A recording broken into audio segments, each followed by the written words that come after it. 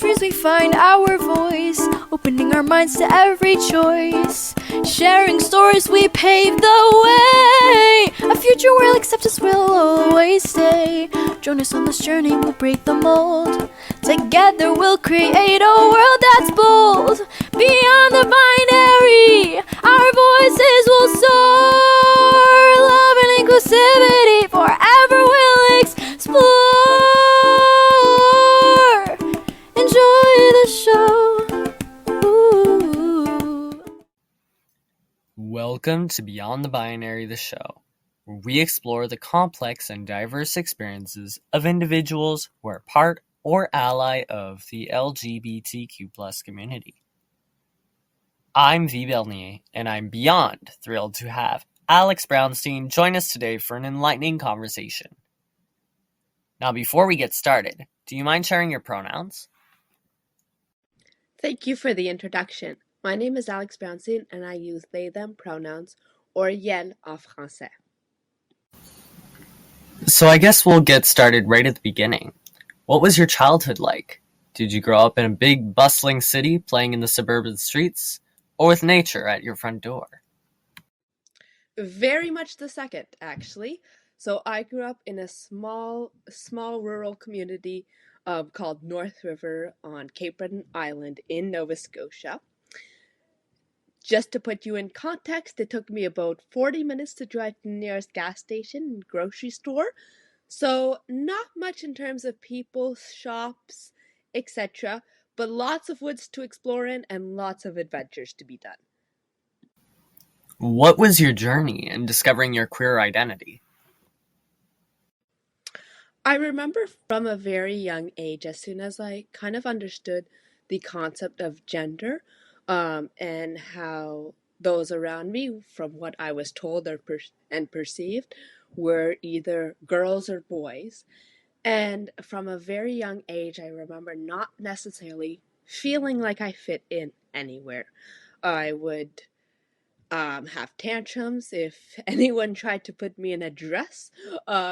Used to love dance class. I was a little ballerina growing up, but would hate when it was recital time and I had to put a tutu and makeup on, as much as I loved the sport of it. I remember from a very young age, whenever me and my friends would play make pretend games, house, royalty, castle life. If it was up to me, it was definitely school, and I was actually lesson planning and making my friends work. I am very much a nerd like that. But when I would play those games, I remember I would always say, I want to be Alex for this game, because we don't know if Alex is a boy or a girl. And that's how I perceived myself. I would feel so uncomfortable when I would be placed in the girls section or the girls team, or I just felt like I was me, and I liked ballet as much as I liked going out and playing soccer and having fun exploring in the woods. And then as I got older, I realized that the queer community does exist, but I was taught about the queer community in more of a negative way. To give an example, I remember in third grade being called a lesbian, and everyone started laughing as if it was the funniest joke they've ever heard. And I just thought that, well, whatever a lesbian is, that I can't be that. Like, I remember going home crying and thinking, that must be the worst thing in the world. We just called me a lesbian. I don't know what it is, but I don't want to know, and I don't want to be it. And then with time, around middle school, that's when I really started going on YouTube and trying to figure out, where are these feelings coming from? And I gained a lot more knowledge when it comes to different identities, knowledge that I wouldn't have necessarily gained in school. Although there was a little bit of representation in school, I remember in middle school having a guidance counselor who identified as a lesbian at the time. And to me, it was my wake up call that people could be different, and I grew to really accept and want to strive to for acceptance and inclusion. I remember joining my GSA, which was called Gay Straight Alliance at the time, and then I lived the shift from Gay Straight Alliance to Gender Sexuality Alliance to open up. But at the time when I joined the GSA, I remember thinking, I want to fight for others. And then when it kind of hit around 8th, ninth grade, that I was attracted to other girls around me, to females, I thought that, well, I could accept others, but when it came to me, I thought, okay, no, I became what I said I would never become in 3rd grade. This can't be it. And that put me in a very negative spiral of self-doubt, self-hatred even, suicidal thoughts, self-harm, and just in general, a lot of depression and anxiety. And that's where my watching of YouTube amplified, and I started to realize that there are others around me that live similar experiences. I'm not alone, and I'm not normal for who I am. It wasn't necessarily a overnight switch, but I slowly gained to accept my sexual orientation in myself.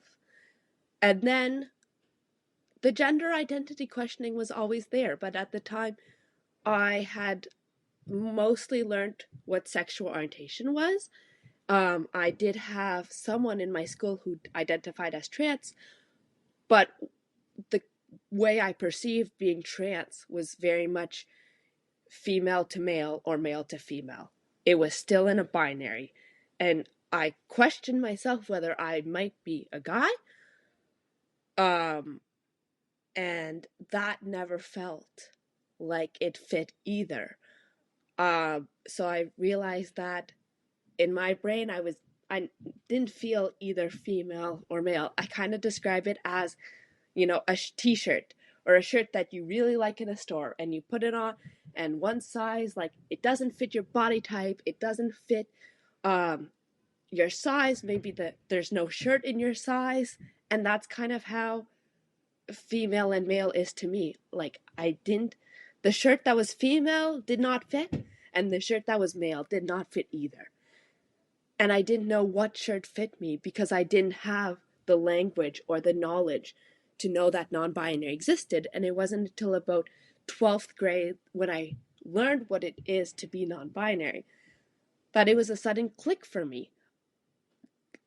Neither female nor male. Okay, that explains it. That explains all these years of questioning. And that's how I gained knowledge on myself, and also with it gained confidence in myself as well. And how was your journey affected by the community you grew up in?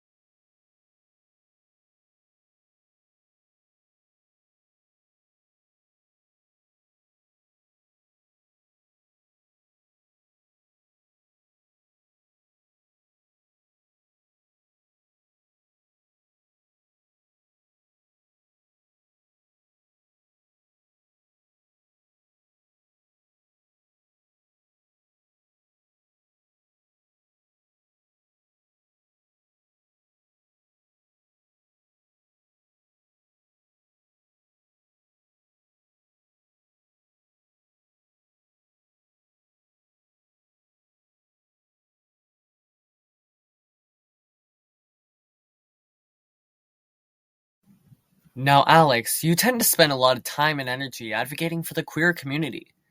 What motivated you to start taking on that role? My go-to quote, and it's a sticker I have on my coffee mug from which I drink from every day, because yes, I am addicted, is be the person you needed when you were younger. And that is what I ask myself every time I put myself in a new situation or I decide to put myself up for another project, which is too often the case. It is that I ask myself the question, am I being the person I needed when I was younger? And for me, advocating for the queer community answers that to 100%.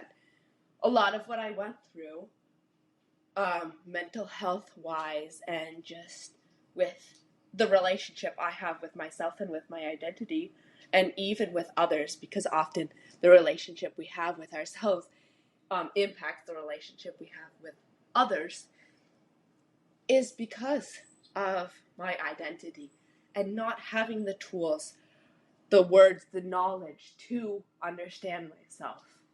I knew that there was something.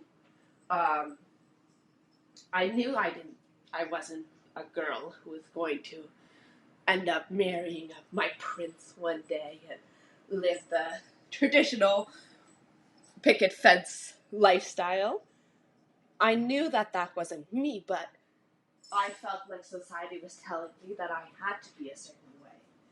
And when I go into classrooms in schools to talk to students about my journey, the queer community, gender, sexual, and romantic diversity in general, that's one of the things that's usually what I start my presentations with is I've been always told growing up who I had to be and how I had to act.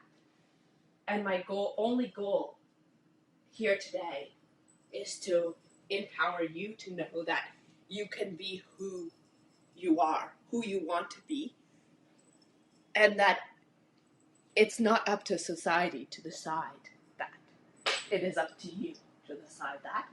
And if society is an obstacle, you can change society. You have that power. And I've realized growing up that I also have that power. There's a lot wrong with our society, but I don't have to accept it just because that's the way it is. I can plan rallies. I can plan events. I can do what I need to do for myself and for others like me so that we can create a society that is better suited for us and for our needs. And that's entirely my goal behind what I do. I don't want anyone to live through some of the things I've lived through because I don't think it is acceptable for a person to have to go through those things. And therefore, when I do advocate, I'm not advocating just for myself, and I'm not even advocating just for the queer community. I'm advocating for a world in which we can be ourselves, each and every one of us, and not have to doubt or hate or cause harm on ourselves because we don't feel like society is ready to accept us. It's not something that came easy to me at first. I had to do a lot of work on myself, but at the same time, my advocacy and everything I do for the queer community has helped me so much with myself and has helped me heal some of what I've gone through. I found a cause that is greater than myself, and fighting for a cause greater than oneself is so impactful and empowering because we realize when we're fighting for a cause that is greater for ourselves that we have the capacity to create change. And having the capacity to create change is having the capacity to find a place for ourselves in the world. And that's why my queer advocacy has gone so much further than I could ever imagine. And I'm now not only advocating for the queer community, but also speaking on leadership and empowering in general, so that everyone can find their cause. Because it's not necessarily the queer community that's everyone's cause, and I would never ask everyone to fight for the queer community. We have so many fights in our society. We have climate change, we have gender equality, racism. I could continue to name them. So it's not, for me, advocacy is not about everyone doing and putting their energy in the same thing, but it's about everyone finding something, a cause that is greater than oneself. And I'm so blessed that I found the queer community, because it has helped me heal myself and has helped me find so many others and have an impact on other people and something that is greater than myself. And for that, I'm forever grateful. And that is what I wish for everyone, is to find their cause. And for everyone to be the person they needed when they were younger, so we can create a better world together. Well, what motivates you to keep on going? That is an excellent question, because honestly, sometimes with whether it's new government policies being put on place, things I see on social media, advocacy can get very discouraging. And it's hard to sometimes want to continue when we receive hate and backlash for what we do, which is something I have been experiencing, and unfortunately have been experiencing more and more with the current state of our province and our country, which is going back in times in some ways.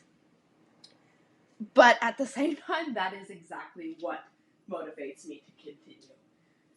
A few weeks ago, someone took some pictures that I had posted and posted them on Twitter, saying that I was indoctrinating, grooming youth.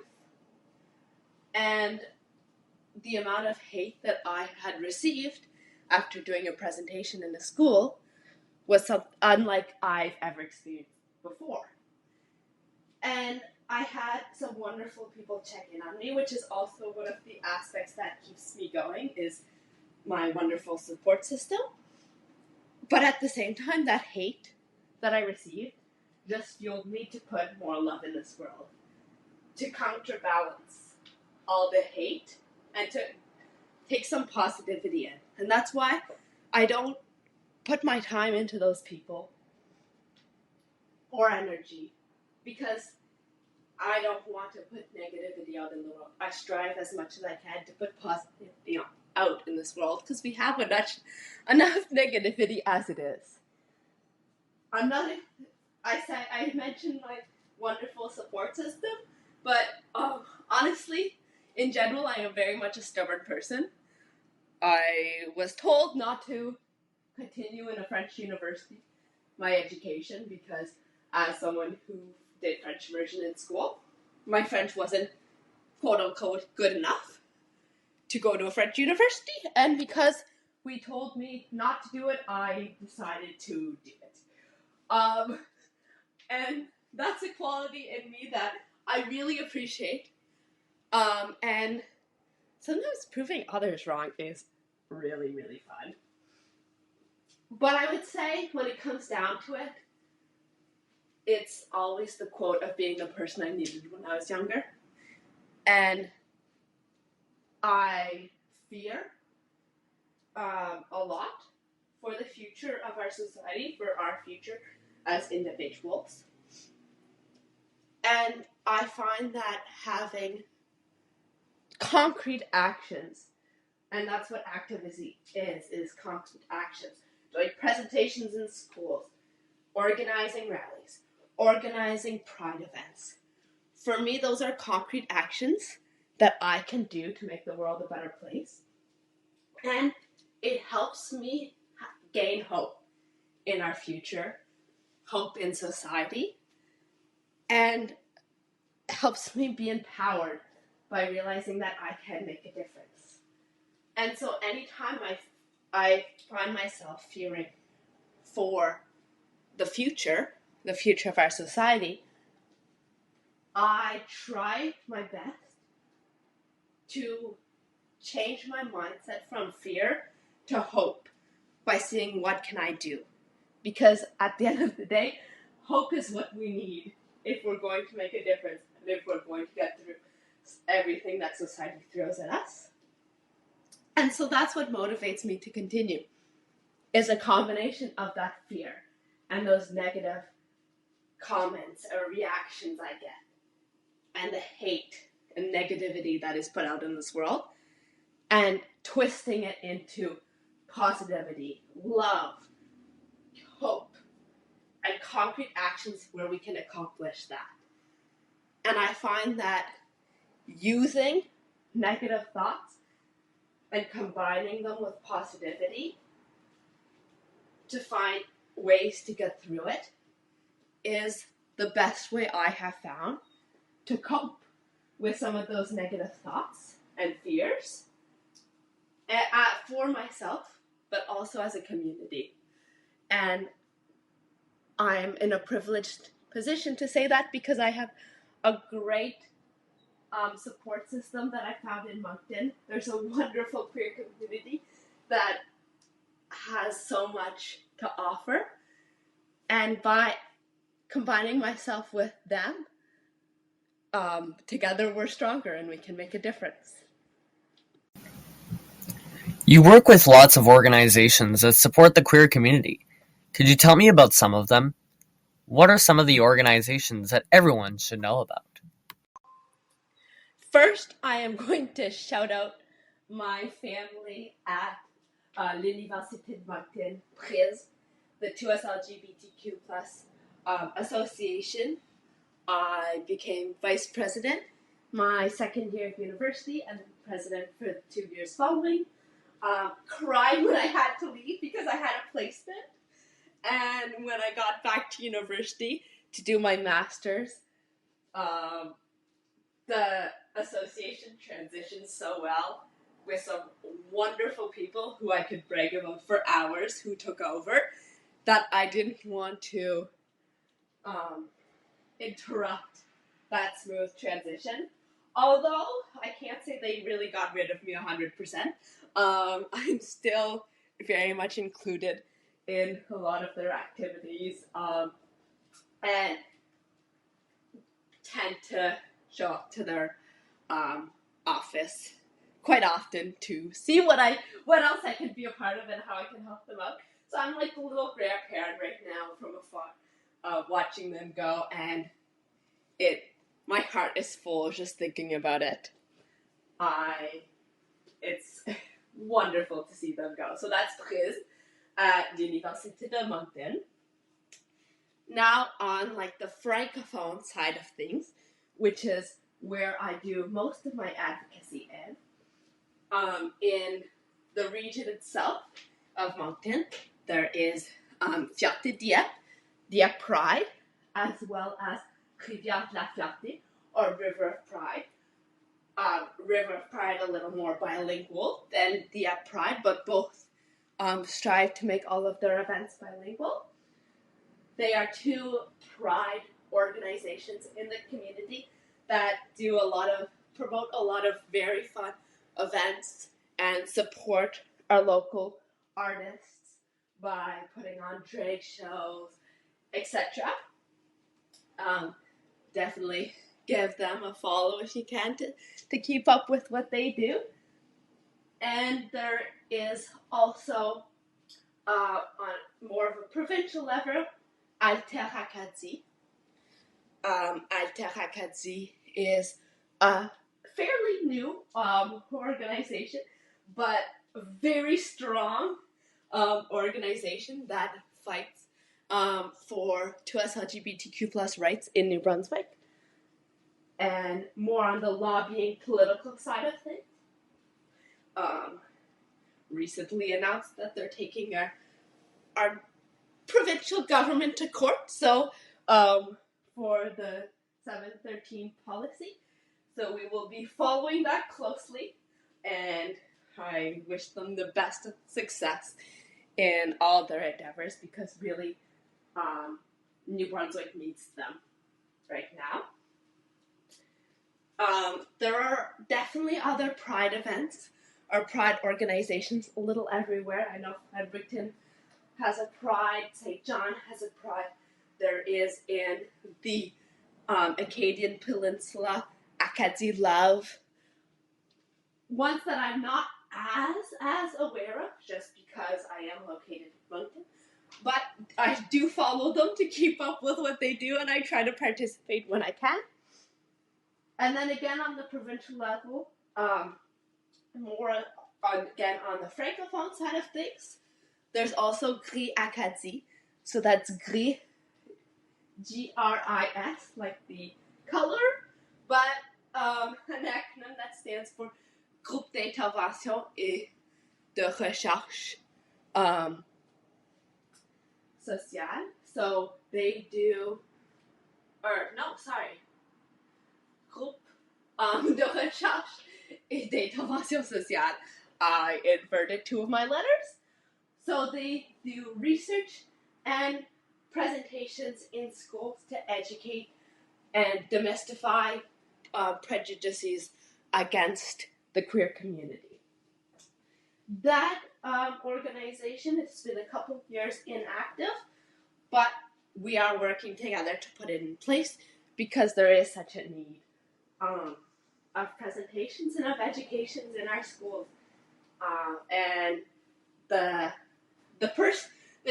nerd and teacher in me is something I want to put my energy in, because I know how important it is to equip youth with the right resources and knowledge so that they can discover themselves. So those are just a few of the organizations that come to mind. I am sure that there are some that slipped my mind, and there's plenty of others that I don't even know about, but that do a great job to promote and positivity and create a safe space for those who belong to the 2S LGBTQ plus community. You're also quite active in bilingual communities. How does your queer identity interact with your bilingualism? One of the things I love about being bilingual, speaking both French and English, is that it doubles my opportunities of whether it's meeting people or doing a presentation in a school. I can do it in both languages. And that is the case for everything I do in my life. And the queer community is no exception. There are teachers in Anglophone schools that ask me to come and talk about the queer community.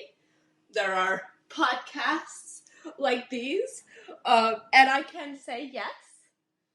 But when a Francophone teacher or a Francophone organization asks me to participate, I can also say yes. And it's doubled every opportunity I have, because I'm able to express myself and communicate in both languages. And to me, that is such a gift. I can advocate as a Francophone, as well as an Anglophone. I can do my advocacy in both the French and English language. And especially in Moncton, I think, where we are in a bilingual province, it is such a gift. It is so precious, because I can communicate to mostly anyone who I need to. And when I speak, I always make an effort. As you saw in my introduction, I did say my pronouns in French and English, because I find it is important to be able to communicate and have those conversations with anyone regardless of the language they speak. Now, I do have my limits, although I wish I spoke more than just French and English, but already both languages equip me so well, especially in this province and in our country.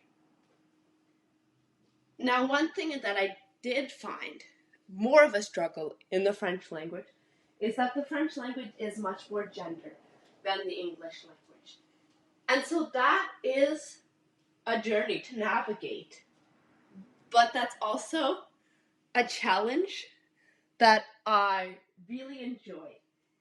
And I find that I get misgendered much more often in the French community because it's much more difficult and not as ingrained in our language to speak with a neutral language, which of course comes with its challenges. But at the same time, I enjoy being able to put in the effort to create a space where I can express myself in a neutral language and encourage others to do so as well. And if someone's going to practice using a neutral language, I would prefer to be the person to guide them through it than someone who might get more harmed when being misgendered, because we all have a different way of reacting to it. And so I never mind being the guinea pig, as I like to say. And I joke about being a guinea pig, but honestly, everyone has to start somewhere. And so with my advocacy and how much I put into the queer community, I like to be able to equip people, myself and those around me, to be able to speak in a neutral language. And although that is a reality in English, it is much more a reality in French. So, of course, it comes with more challenges, but it also comes with more projects to do and more advocacy to do, which is something I will never say no to. A position as an activist can sometimes cause a person's queer identity to overtake their public presence. What are other passions you spend time on?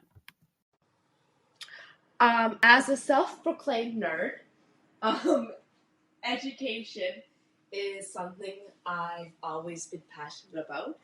And not only education, but leadership and engagement, especially youth leadership and engagement. And that is something that, as much as it is in line with my queer identity, it's a passion that I've had, and I think it might have been heightened by my queer identity, but I think it really comes from myself as a human being as well. I am currently a master's student. I did my bachelor's degree in education, in arts and education, and now I am doing a master's degree in social sciences, where I'm researching youth engagement in New Brunswick. And my whole goal behind it is to do an eventual doctorate, if I get there, in education, where I can see how we can better equip youth to be engaged and empower them to find a cause greater than themselves and to realize their capacities of changing the world and society. So, although those are things that I did talk about when it comes to my queer identity, there are also things that I see much larger than just my identity itself. But the way that you phrased the question really hit me, because I think sometimes we have a difficulty because I do so much in the queer community, and I am an open advocate whose colored hair that changes every few weeks is recognizable enough, we can say, or has gotten recognizable enough. is that will often equate me to just my identity.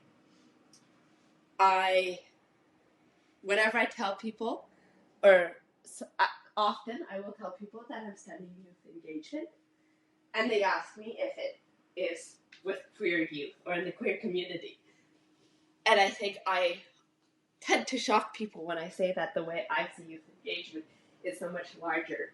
And I don't ever want each and every person to think they have to fight for the queer community when there's so much else that we need to work on in our society. I also have an interest in my own leadership and engagement that is outside of just the queer community. This year I had the chance to be the vice president of our student union, where I wasn't necessarily just treating subjects and problems that the queer community has on campus, although I was there to support the 2S LGBTQ plus association Dupuis. I was also there to support the other associations and to support all students in what we go through as a student population. And that also passions me, just as much as working on the queer community passions me. Working to fight for all students at the university is just as much a passion of mine. But then unfortunately when I did place my, I was a candidate for the elections for the president of the student union, which I did not get. I was not elected as president, but I really enjoyed the experience nonetheless, and I encourage anyone, because we're not always going to get what we put our work into. But one of the things that did really affect me during my the election, as much as I really love getting a taste of politics, one comment that I heard from multiple people is that we didn't want to vote the trans person who was just there for trans or 2S LGBTQ plus rights, which I think affected me so much because I don't see myself as just a trans person who's there for 2S LGBTQ plus rights. I see myself as someone who can fight for anyone without having just my identity be on the forefront. And so I'd like any listeners to know that I'm not just a trans advocate, but I like to consider myself an advocate for all and use my advocacy and my position to help anyone, regardless of what they're going through. But we do tend to equate me more to the queer community, which is not inherently a bad thing, but I do have times where it does limit me. And when I am so much more, I'm not only passionate about advocacy, engagement, leadership, politics, but I also really like spending time with my cats and my partner in our apartment in Moncton. I love going backpacking. Actually, between my master's and my doctorate, the goal is to hike the Appalachian Trail, which, if you do not know, is about a 5 to 7 month trail. So the thought of being out in the woods for 5 to 7 months without anything to do, any advocacy to do, because I'm in the woods, is a little stressful. But that is the goal, and my partner has already started planning because it takes some planning, the Appalachian Trail. And that's something I'm passionate about. I love the outdoors. I love kayaking, canoeing, swimming, sailing, playing sports, soccer, softball. What else am I missing? Dance. I love dancing. I haven't danced for a few years, but I would love to go back to taking some ballet classes whenever I get the chance. And those are some other passions that I have that I might not have as much time as I would like to, because my schooling and my advocacy does take up a lot of the time I have. But I am a person who is more than just a trans person. I am a complex human that has multiple interests, that likes to keep way, way, way too busy. And that's me. That's Alex Brownstein. Now, finally, before we go, what is one thing you'd like to teach our viewers about today? I did kind of touch on it earlier in this podcast, but if I had one message to share, it would be that you don't have to accept society for the way it is, or be the person that society wants you to be, or accepts you to be, or the way you think that society wants you to be. You have the power and the capacities to be yourself. And even more, you have the power and the capacities to change what you don't like or what you find negative in society. And then having a cause that is greater than yourself helps you heal with some of what you've gone through, and helps bring positivity and change to this world, which is very much needed, regardless of where you are or when you're listening. I don't know how long we'll be listening to podcasts, but you never know. Technology is changing rapidly. You have those capacities. You can change the world. You don't have to accept the way it is. And if you ever do feel fear, negativity, stress, anxiety about the future, about society and where we're going, I challenge you to find ways, concrete ways, that bring you hope, that empower you, and that prove to you that you can make change. Even if you are one individual, you have those power. And then if you start, like I did, eventually you will surround yourself with people with similar interests and values to yourself. And then together you can go even further. So, don't take society for the way it is. Change society and make society a better place for you and those around you. This has been Beyond the Binary, the show, where we explore the complex and diverse experiences of individuals who are part or ally of the LGBTQ+ community. This episode was produced by Vee, which is I, and written by Alex Harris. We can be reached at v.bernier.btb@gmail.com. If you enjoyed this episode, please let us know in the comments section. And remember, there's always a fruitiness before your very eyes. Thank you for watching, and thank you for being here. This is Vee signing off. Until next time. This video was recorded on the unceded, unsurrendered traditional land of the Mi'kmaq and the Wolastoqey, governed by the Treaties of Peace and Friendship. These lands, along with many others, are indigenous lands, and we acknowledge whose land we occupy.